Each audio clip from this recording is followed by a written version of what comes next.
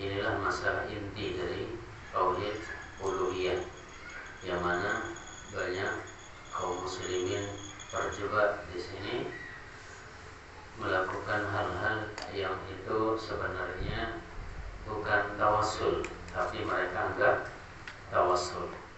Oleh karena itu kita insyaallah akan bahas masalah ini. Yang pertama, pengertian dari tawassul wasilah. Apa yang dimaksud dengan tawassul? Berkata Ibnu Al-Athir rahimahullah ta'ala, "Ya bil asli ma yatawassalu bihi ila syai' yataqarrabu bihi." Tawassul itu adalah segala sesuatu yang digunakan untuk bisa sampai kepada yang kita tuju dan bisa mendekatkan diri kepada yang kita tuju. Itu mana wasilah atau tawassul. Dan Allah Subhanahu wa taala menyuruh kita untuk mencari, jadi cara mendekatkan diri kepada Allah Subhanahu wa taala sebagaimana dalam surah Al-Maidah ayat 35, ya ayyuhalladzina amanu taqullaha wabtaghu ilaihi alwasilah. Wahai orang beriman, bertakwalah kepada Allah dan carilah wasilah. Carilah wasilah. Para ulama ahli tafsir dari kalangan sahabat tabi'in mengatakan wasilah itu segala sesuatu yang bisa mendekatkan diri kepada Allah Subhanahu wa taala. Jadi bukan seperti tafsirannya kaum tarekat yang mengatakan wasilah itu kita harus cari guru-guru atau mursyid yang bisa mendekatkan kita kepada Allah Subhanahu wa taala. Jadi wasilah itu semua amal ketaatan, itulah yang dimaksud dengan wasilah. Kemudian Allah Subhanahu wa taala juga memuji orang-orang yang terus bertakarruf mencari pendekatan diri kepada Allah Subhanahu wa taala. Dalam surah Al-Isra ayat 57 Allah Subhanahu wa taala berfirman, "Ulaika alladziina yad'un." Orang-orang yang mereka sembah, orang-orang yang mereka sembah itu, yabtaguna ila rabbil wasilah. Mereka sendiri yang disembah ini mereka mencari ini sarana supaya dekat kepada Allah Subhanahu wa taala. Ayyuhum aqrabu, mana di antara mereka lebih dekat kepada Allah, wa yarjuna rahmatah, dan mereka semua mengharap rahmat dari Allah, wa yakhafuna 'adzabah, dan takut kepada azab Allah Subhanahu wa taala. Jadi orang-orang yang disembah selain Allah Subhanahu wa taala justru mereka sendiri mencari cara bagaimana supaya dekat dengan Allah Subhanahu wa ta'ala. Ibnu Abbas mengatakan al-murad bi ulaika hum Isa bin Maryam wa ummu Uzair. Yang dimaksud dengan orang-orang di sini, orang-orang yang mereka sembah ini justru mereka mencari kedekatan kepada Allah Subhanahu wa taala. Bagaimana supaya mereka lebih dekat kepada Allah Subhanahu wa taala. Siapa mereka? Ibnu Abbas mengatakan mereka adalah Nabi Isa, kemudian ibunya Maryam, dan Uzair, Nabi Uzair. Ini yang disembah oleh orang Yahudi dan orang Nasrani. Nabi Isa dikatakan anak Tuhan. Uzair juga dikatakan anak Tuhan oleh orang Yahudi. Mereka ini yang mereka sembah selain Allah, justru mereka sendiri mencari cara supaya dekat kepada Allah Subhanahu wa taala. Sedangkan tafsiran Abdullah bin Mas'ud, kana nasu minal insi ya'buduna qauman minal jin. Dahulu ada sekelompok manusia yang menyembah suatu kaum dari jin. Ada manusia menyembah jin. Fa aslamal jin wa baqiya al-insan ala kufrihi. Kemudian jin ini masuk Islam. Jin ini masuk Islam kemudian taat kepada Allah, menyembah kepada Allah. Sementara manusia ini masih terus menyembah si jin tersebut. Padahal jinnya sendiri yang disembah masuk Islam dan berusaha bertauhid kepada Allah Subhanahu wa taala. Ini tafsir dari firman Allah tadi. Orang-orang yang mereka sembah ini justru mencari cara bagaimana supaya dekat kepada Allah Subhanahu wa taala. Dan terkadang wasilah itu juga secara khusus maknanya adalah suatu tempat atau kedudukan yang Allah akan berikan kepada Nabi Muhammad SAW di surga. Makanya selesai adzan kita disunahkan untuk baca apa? Allahumma rabb hadhihi da'wati tammah salatil ati Muhammadanil wasilah. Berikanlah wahai ya Allah Nabi Muhammad wasilah. Wasilah ini adalah suatu tempat di surga yang tidak pantas diberikan kecuali kepada hamba Allah yang paling khusus. Dan saya ingin itu adalah hak saya, kata Nabi.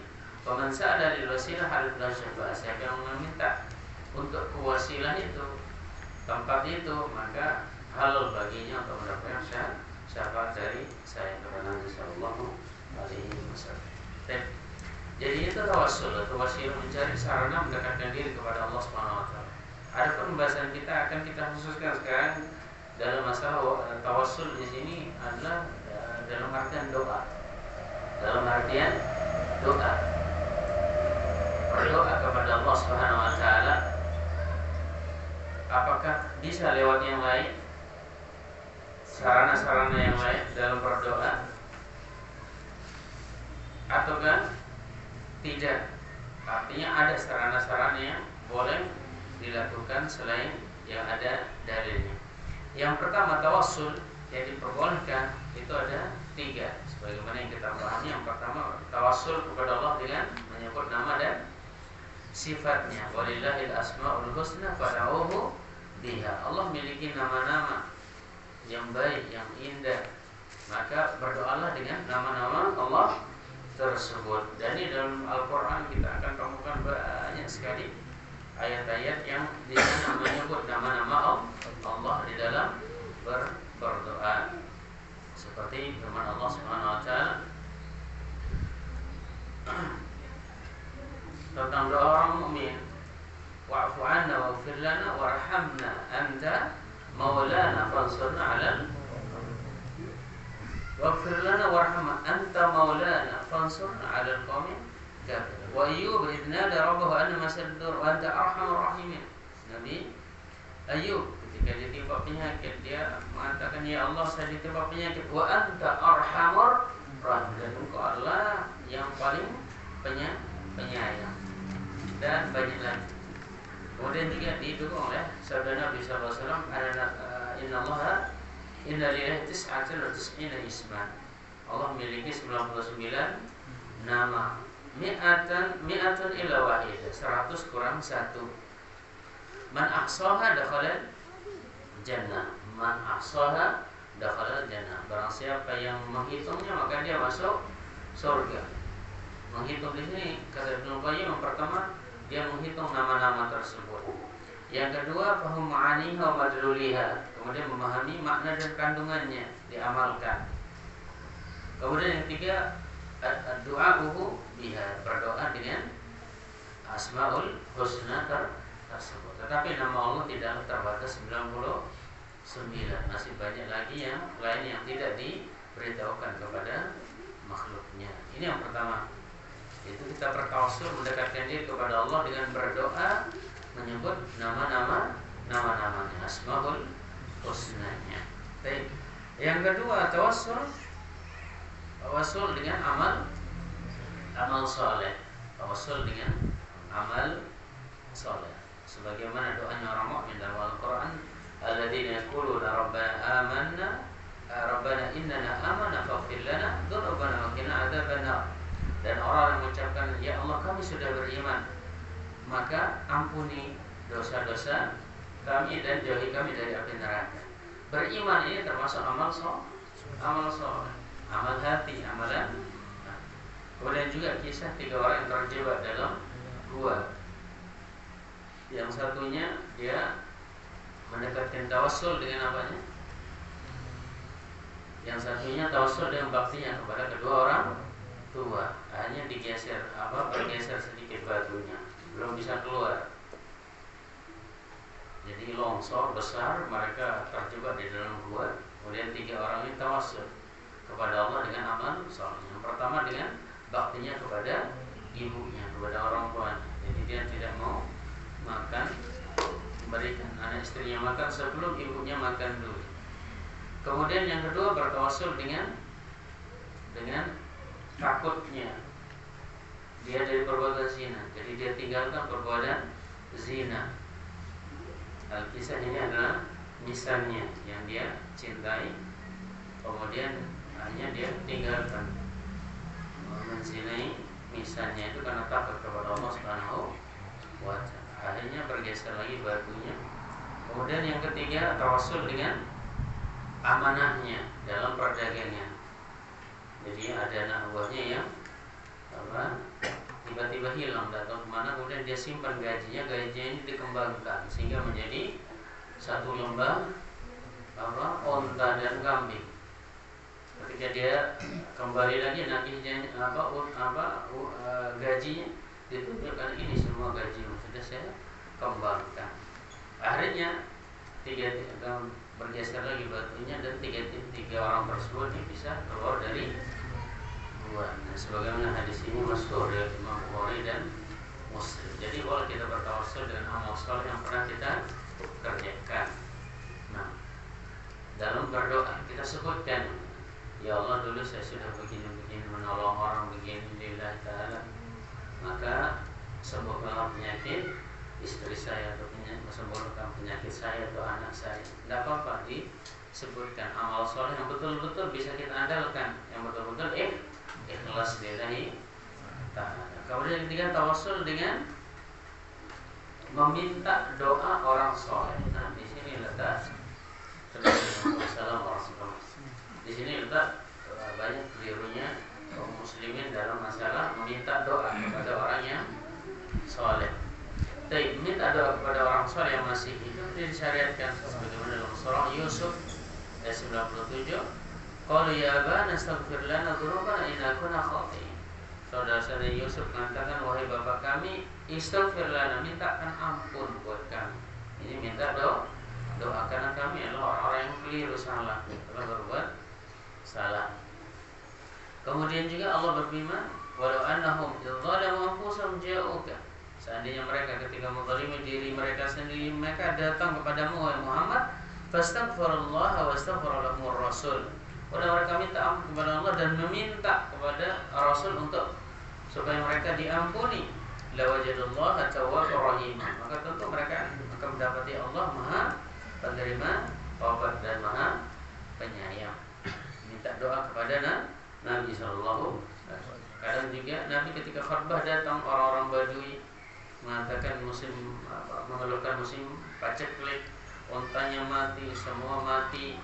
Hanya Nabi SAW ini mengangkat tangan ketika khutbah, dan mengangkat tangan ketika khutbah ini disyariatkan ketika minta hujan saja seperti itu.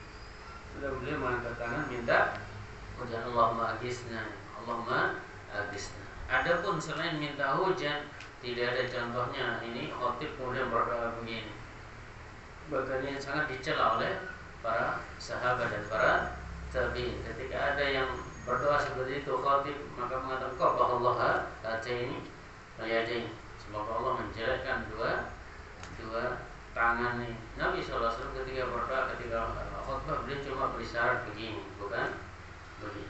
Jadi Nabi pernah berdoa seperti ini ketika khutbah, ketika minta hujan saja. Adapun selain minta hujan, Nabi SAW tidak pernah mengangkat tangan.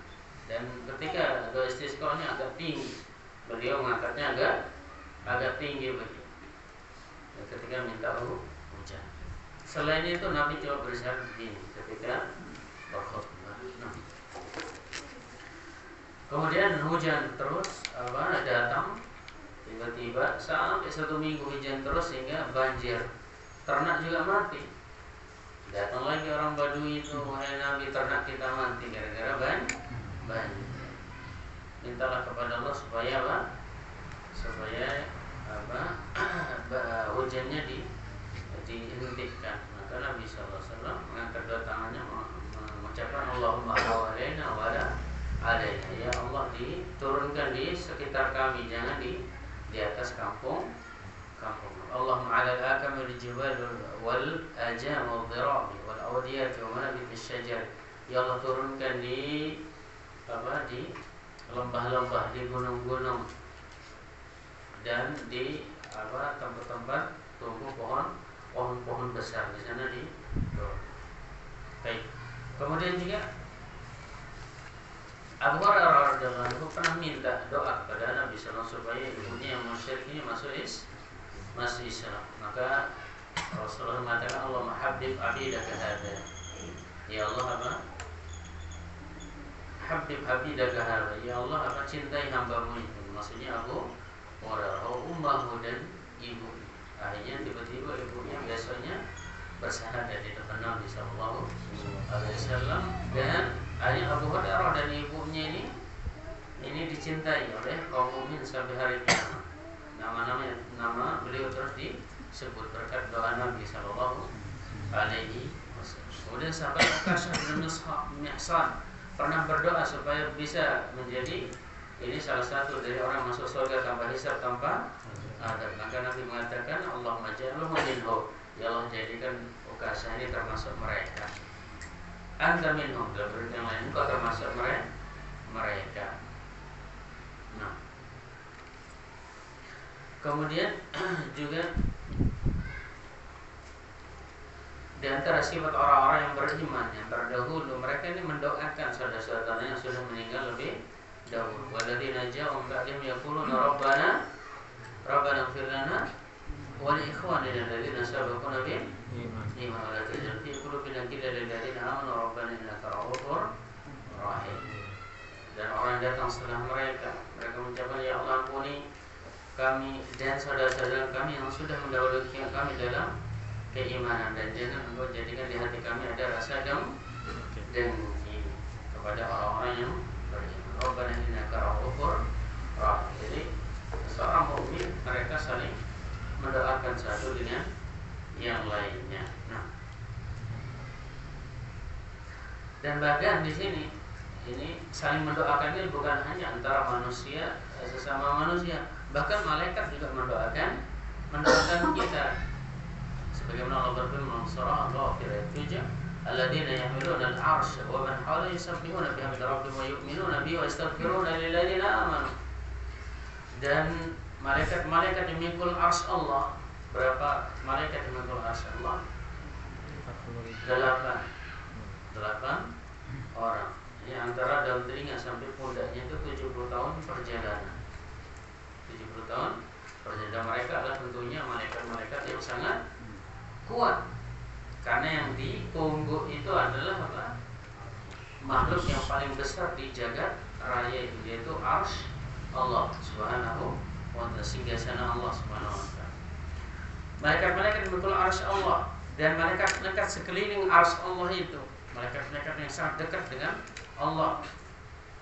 Mereka bertasbih memuji Rabbnya, mereka beriman kepada Rabbnya, dan wa yastaghfiruna lil ladzina amanu. Mereka juga minta ampun bagi orang-orang yang beriman di bumi.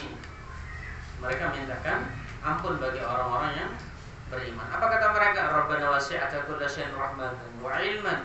Ya Allah, rahmat dan ilmu meliputi segala sesuatu. Faghfir lil ladzina tabu wattaba'u sabilaka wa qihim adzabal jahim.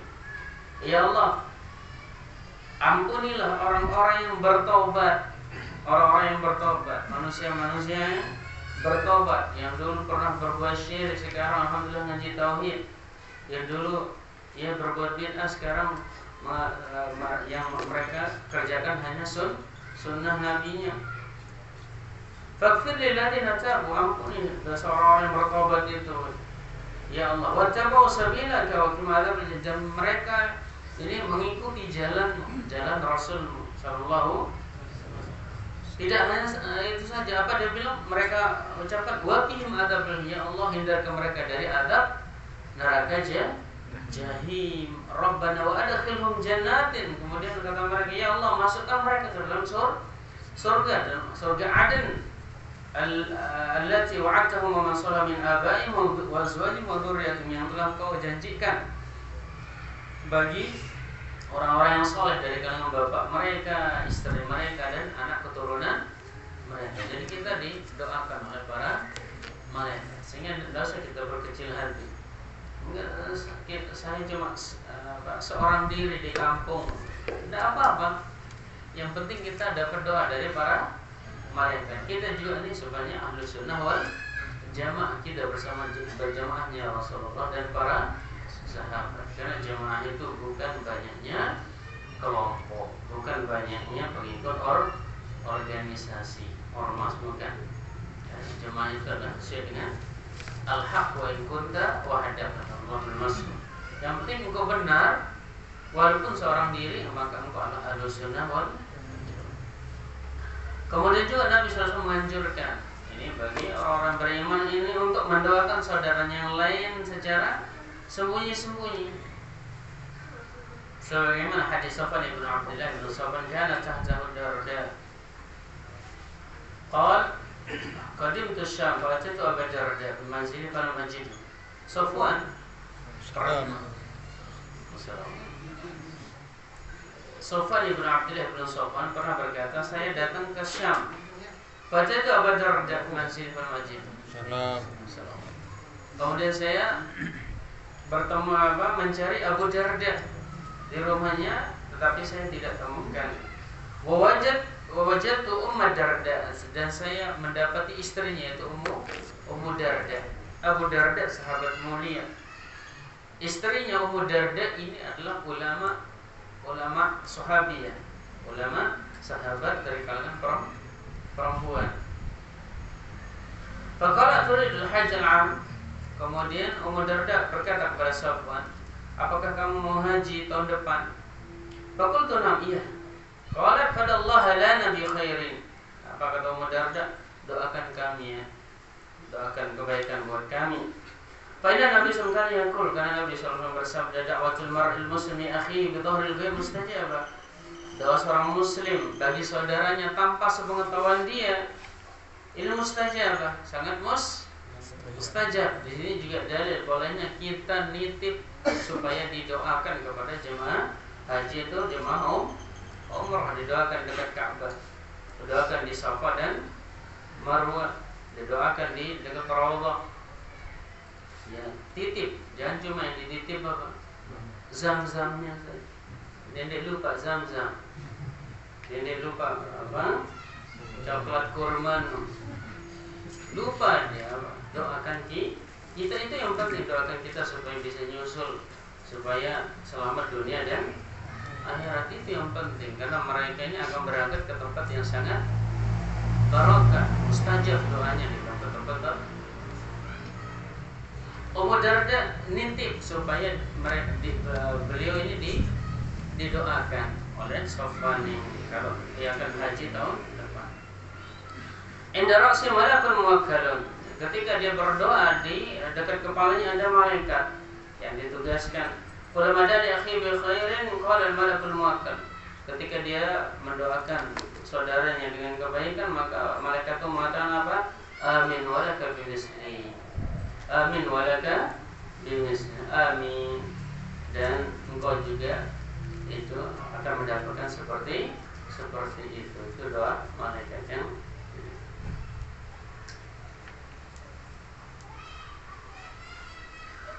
baik. Jadi ini masalah minta doa kepada orang yang masih hidup dan mampu untuk berdoa untuk kita, maka ini disunnahkan. Kemudian terakhir kita singgung tentang doa seorang muslim bagi saudaranya tanpa sepengetahuannya sangat mustajab. Ini menunjukkan masalah berdoa ini adalah masalah yang sangat mudah. Di mana saja kita bisa mendoakan saudara kita baik yang masih hidup maupun sudah meninggal. Bahkan tanpa sepengetahuannya ini lebih mustajab. Sehingga tidak perlu kita kumpulkan orang di rumah untuk berdoa bersama, zikir bersama. Assalamualaikum.